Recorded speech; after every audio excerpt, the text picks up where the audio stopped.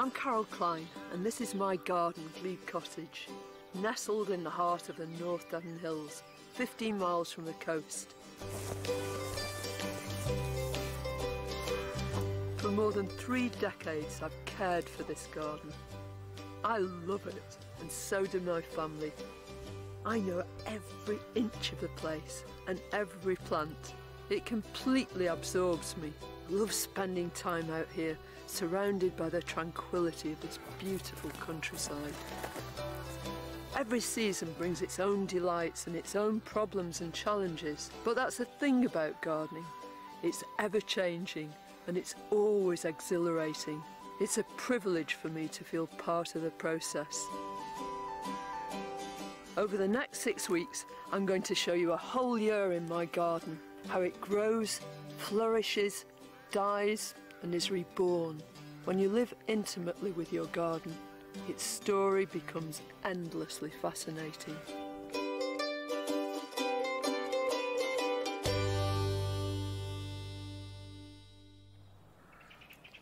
I love my garden.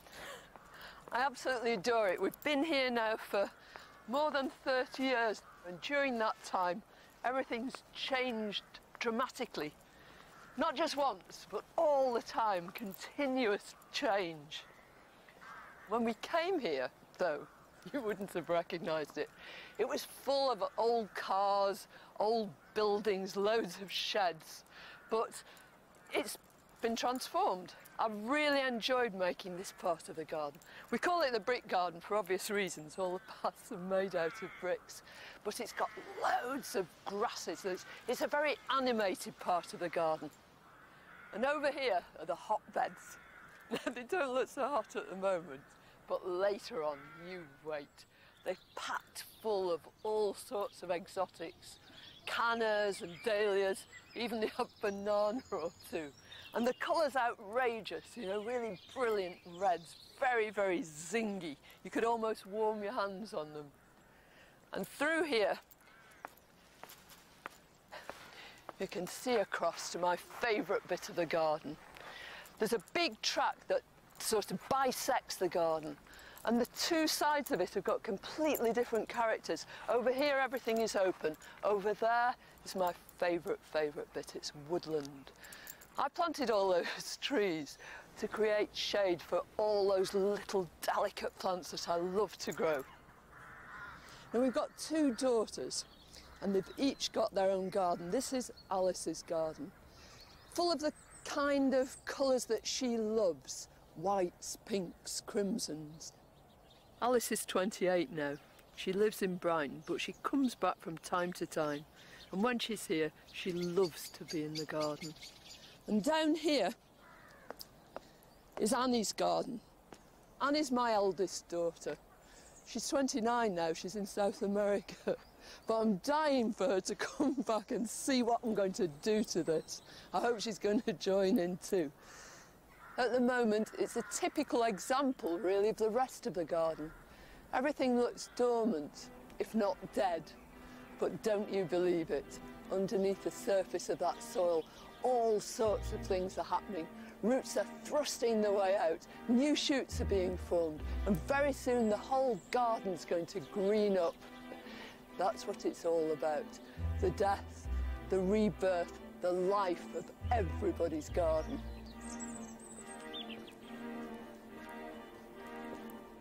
It's January and February, but amongst the bleakness and cold of winter, there'll be the first splashes of colour, and incredibly for this time of year, I'm already thinking about my first seeds.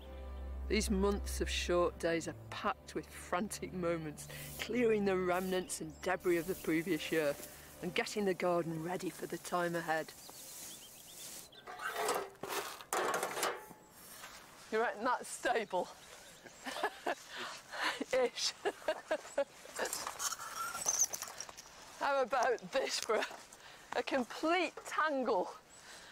I've got 2 wonderful plants here, and the whole idea is that they grow in sweet harmony.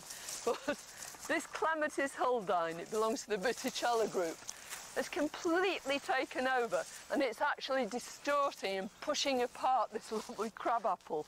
Now, if you're wondering who this bloke down here is, it's Neil, my husband. Ideally, with a clematis like this, I should be able to prune it down to 2 buds from the ground. But if I do that, I'm going to miss the beauty of some of these flowers at a sort of taller level. And although I should prune it when it's dormant, can you see it's already beginning to come into bud? So there's no time like the present. I'll pull as much of this tangle out as I possibly can, and then I'll try and select a few shoots to be reintroduced. I'm going to shut up and get tugging.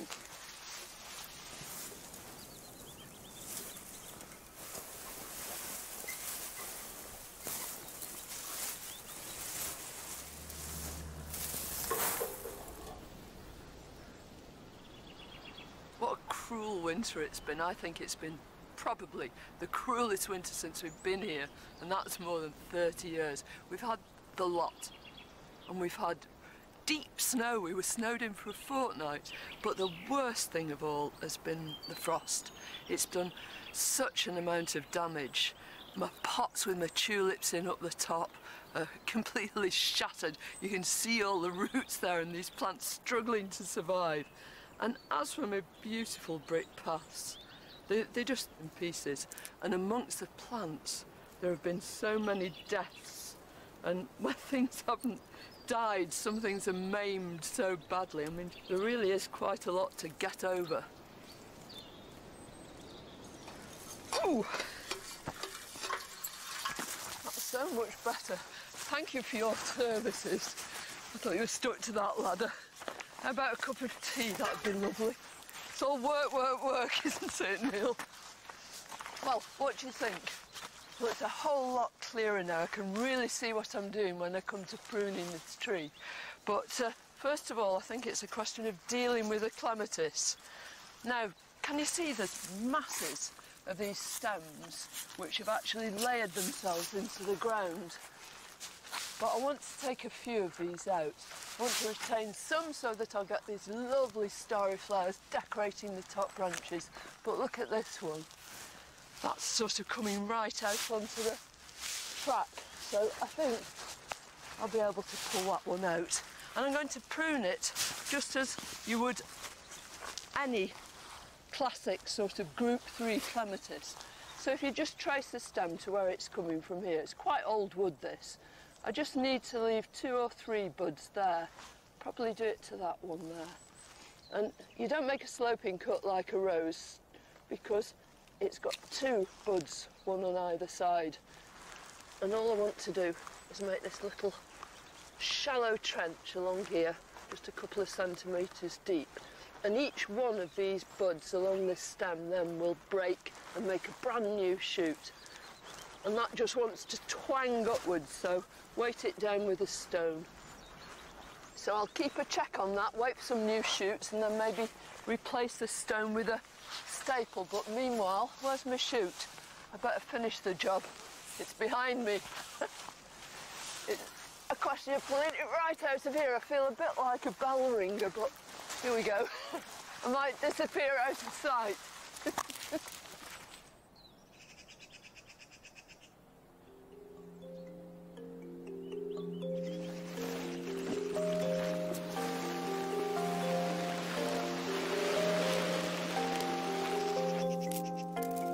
As the autumn fades into winter and the new year begins, all the colours within the garden become generalised. Everything's brown and done. It's like a sepia photograph.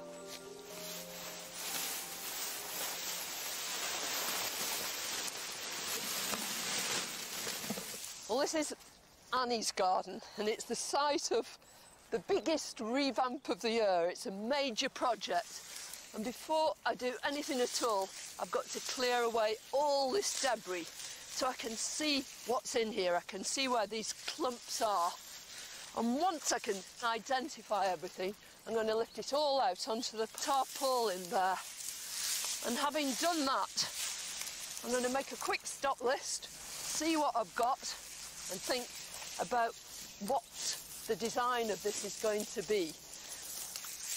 And I've got one major decision to make in here too, because at the end of the border there's this old apple tree. It's full of canker and disease. We've tried all sorts of things, tried pruning it, all manner of stuff. But I'm going to have to make my mind up eventually whether it stays or whether it goes. But for now, there's plenty of work to do.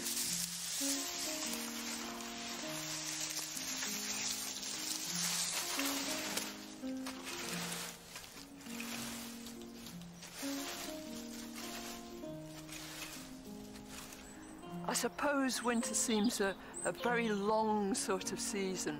It's a time when everything's dormant, dying, dead perhaps. But although the majority of the garden is brown and very austere, there are already things starting to happen.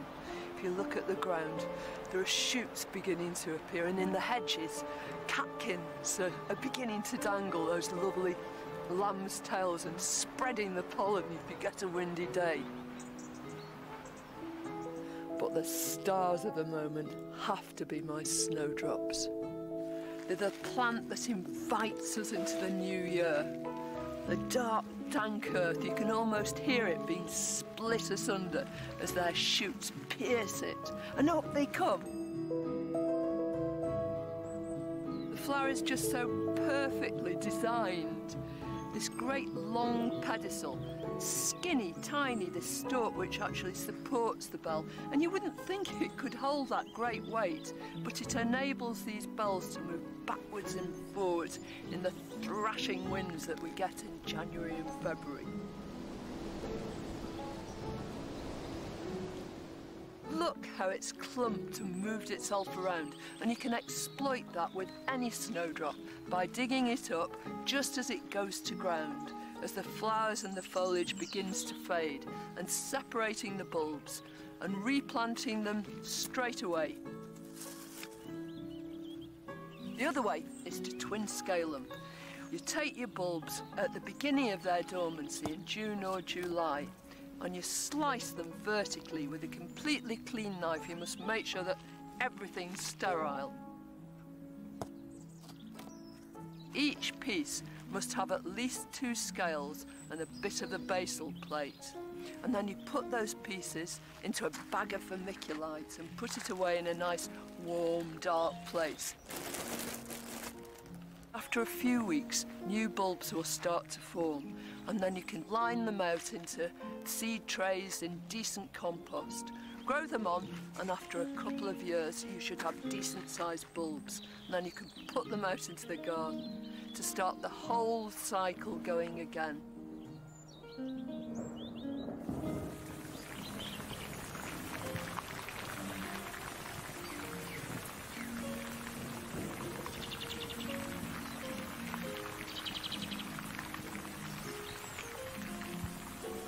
I've been getting on famously with on this border, and just as I'm congratulating myself, what happens? The clouds open, the rain pours down. I mean, it's typical January weather, isn't it? So unpredictable, you can have the whole lot all in one day. Still, there's plenty to get on with.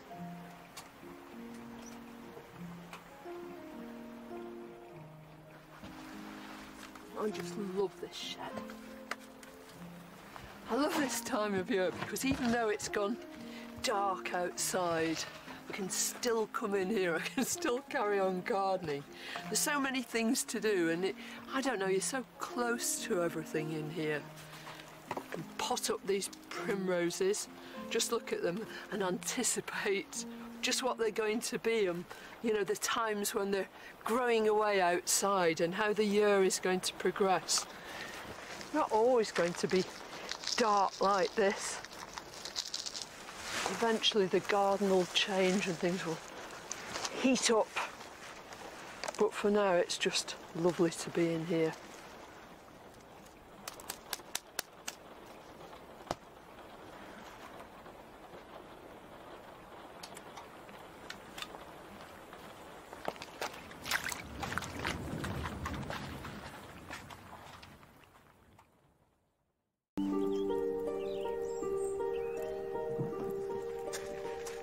That's the very last of of that debris from Annie's border. I can't believe how much I've taken out.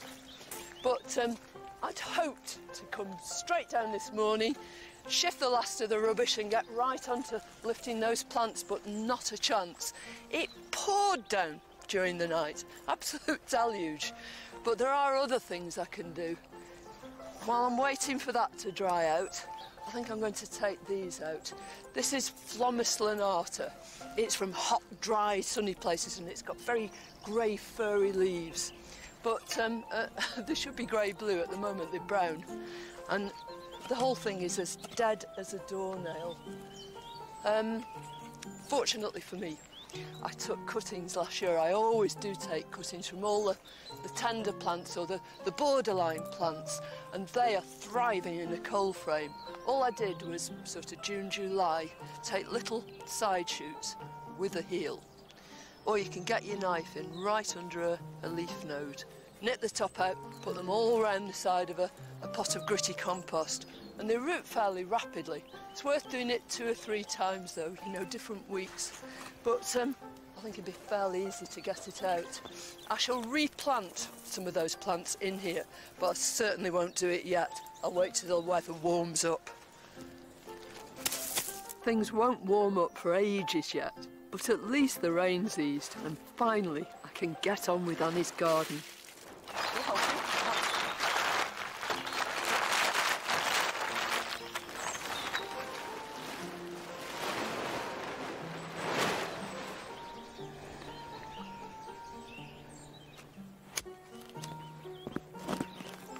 Oh, at long last, I can almost hear that roll of drums.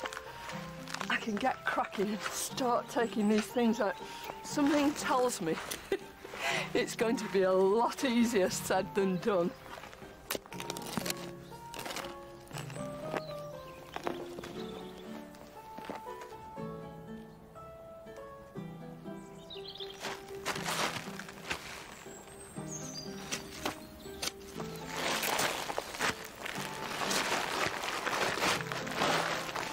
This is a phlox, and it's strange to think that when they went in, these plants, they were tiny.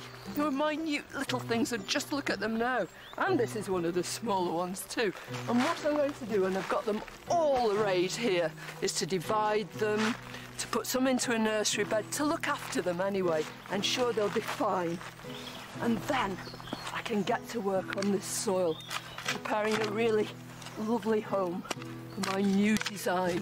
Some of them are going to come back in here, but they'll be joined by all sorts of other lovely things.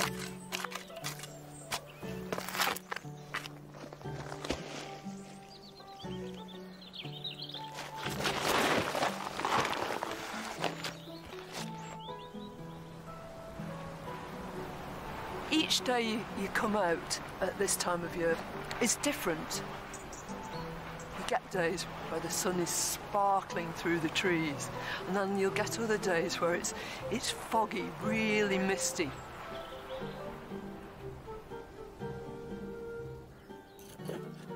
Traditionally, the shortest day of the winter solstice is the day for putting your garlic in the ground. But I never do that because it's so wet and soggy here. I prefer to start them off in modules. That way, they're off to a flying start.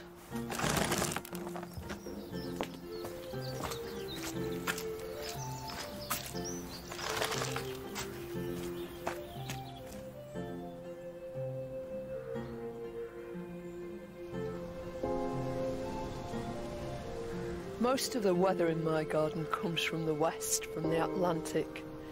But in February, it comes from the east. Bitter winds bite you to the quick.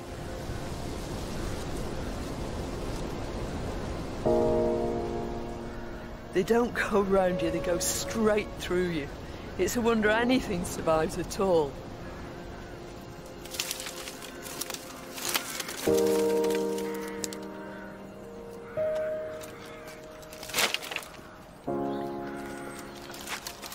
Taking down these completely rickety wattle panels The weather's just done, it's finished them off really, because I want to get at this hedge behind here. This is our native hedge that runs right the length of the garden. And today, Marcus Tribe, who's an incredible woodsman, is going to come round and help lay this hedge.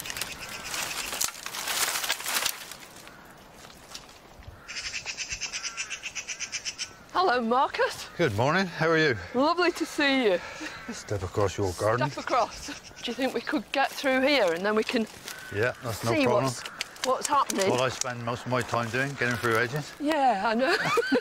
You're good at it. Well, my maths teacher always used to say, I looked as though I'd been dragged through a hedge backwards. Oh, now you know where it comes from. Yeah. You get them through. Yeah, there you go. Oh, they're sturdy, aren't they? Yeah, they're in good state. It's grown, hasn't it? Yeah, that's come on nice. They're good enough to lay now. You reckon? Yeah, you reckon you can do a good we can job match with it that? in with the rest of the hedge now. Fantastic. Yeah.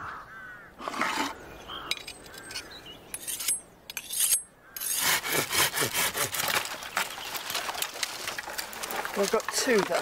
Yeah. So I'm just going to pull that one in. This one I won't cut this one. I'll just lay this one in. Just weave it in.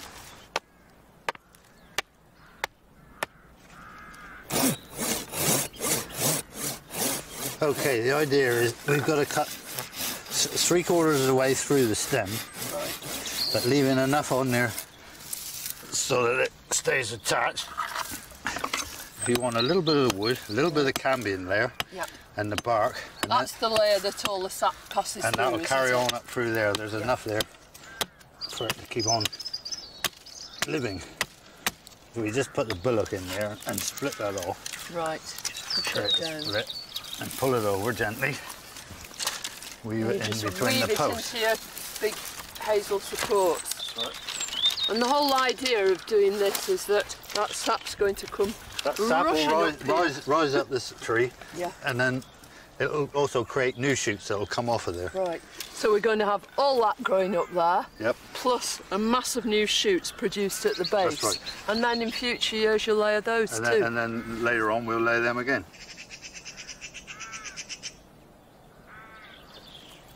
This is part of the hedge that Marcus laid about 4 years ago, and it perfectly demonstrates what happens. All these laterals have sprung up, all those new shoots, and they themselves can be laid too to thicken the hedge even more. It's a sort of ongoing process, and it gives me an opportunity to grow a forest full of trees, really. There are about 10 or 12 different native species here.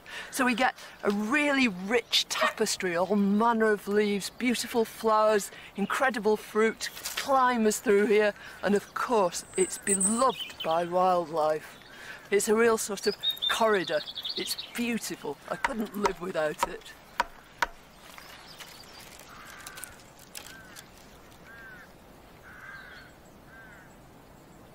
Another part of my garden that I absolutely love is the woodland area. Nestled deep in one corner, there's a lovely little stream, a little let. After all the rain and snow, it's gushing away, and of course it's completely clogged up, so I have to get in there and clear all those leaves out. I suppose it's over here that the hellebore really introduces itself. What I think I love most about them is how different they are, how diverse. Some have pure white flowers, and you've got everything through a huge range right the way through to black.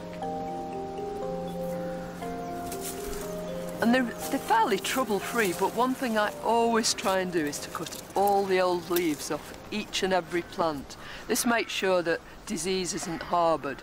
It also means that light can get into the centre of the plant, so the new growth can really shoot through.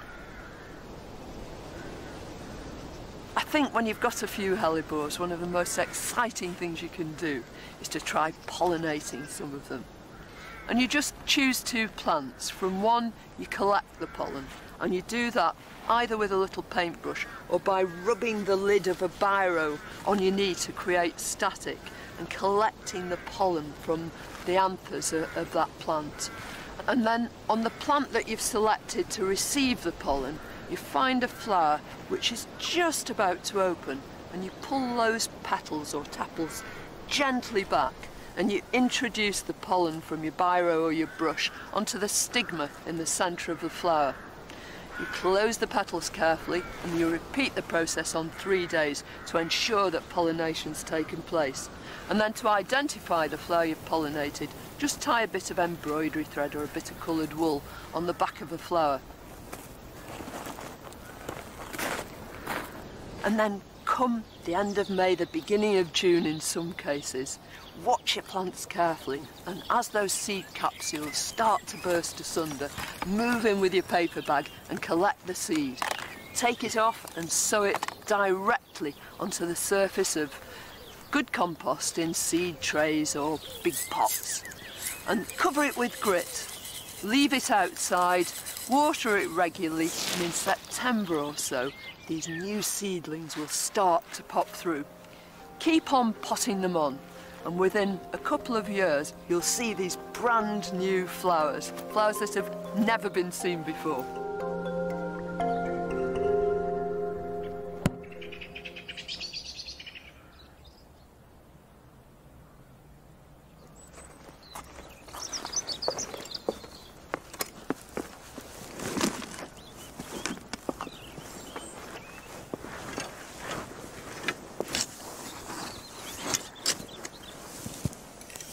It's the end of February and the long winter's drawing to a close.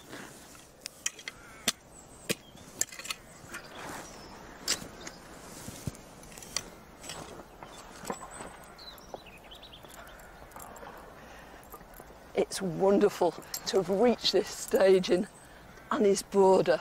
We've got everything out now. The whole thing's been dug over, forked over, and I'm at the stage where I'm adding compost to it. This wonderful, fantastic black stuff that's going to make everything I replant in here thrive. I never feed my plants, I feed the soil, because it's the soil that feeds the plants. That's the way to do it. And compost is just such magical material.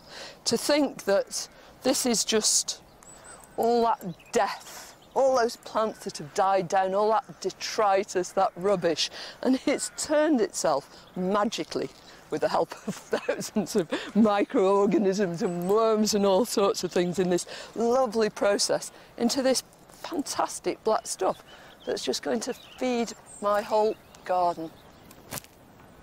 These 2 months, although they move very, very slowly, they consolidated the whole sort of beginning of the year, laid the foundation for everything that's going to happen afterwards. And I can already tell that things have begun to accelerate. There's already that sniff of spring in the air. I can't wait.